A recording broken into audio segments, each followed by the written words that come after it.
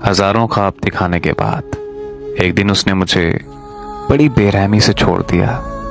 मैं रोती रही, तड़पती रही, पर उसे इस बात से कोई फर्क नहीं पड़ा। और अब जब उसे अपनी गलती का एहसास हो गया है तो वो मेरी जिंदगी में दोबारा वापस आने की जिद लगाए बैठा है। पर अब शायद मेरे लिए दोबारा पहले जैसी हो जाना नामुमकिन है। 2 साल पहले मेरी बहन की शादी पर वो बाराती बनकर आया था और वहाँ हमारी दोस्ती हो गई और वक्त के साथ साथ दोस्ती प्यार में बदल गई। जिंदगी बहुत ही खूबसूरत लगने लगी थी मुझे। हम दिन रात आपस में बातें करते रहते थे और शादी के ख्वाब सजाते रहते थे। एक दिन उसकी बार बार कॉल आने लगी, लेकिन मैं अपनी फैमिली में बैठी थी तो मैं उसकी कॉल अटेंड नहीं कर पाई। तो उसके मैसेजेस आने लगे कि मेरी बात सुनो, मैंने तुमसे अर्जेंटली बात करनी है।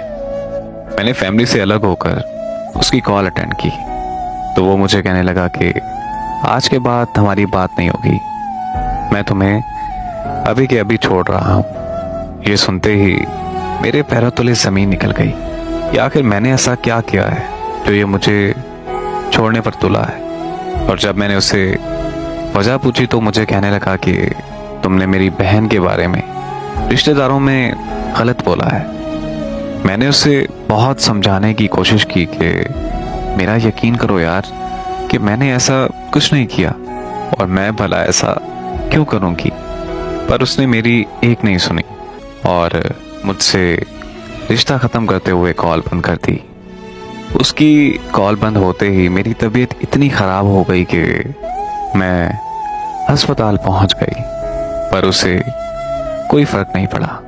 फिर मैं सारा दिन सारी रात बस उसे याद करके रोती और तड़पती रहती थी।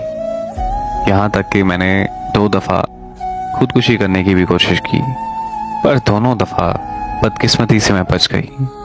मैंने अपना हिजर बड़ी मुश्किल से काटा है, यहाँ तक कि मैं ज़हनी मरीज़ा बन गई थी। पर अब मैं किसी हद तक ठीक हो चुकी हूँ और खुद को संभाल चुकी हूँ। अब मेरी ज़िंदगी में उसकी कोई जगह नहीं है, क्योंकि अब वजह यह है कि मैं मोहब्बत से बहुत नफरत करती हूँ। तो अब मैं उससे हाथ छोड़कर गुजारिश करती हूँ कि अब वो चला जाए, क्योंकि वो जिसे मुझ में तलाश करने आया था वो तो कब की इस दुनिया से जा चुकी है। और वैसे भी माफ़ी गलती की होती है, किसी को जिंदा लाश बनाने की नहीं।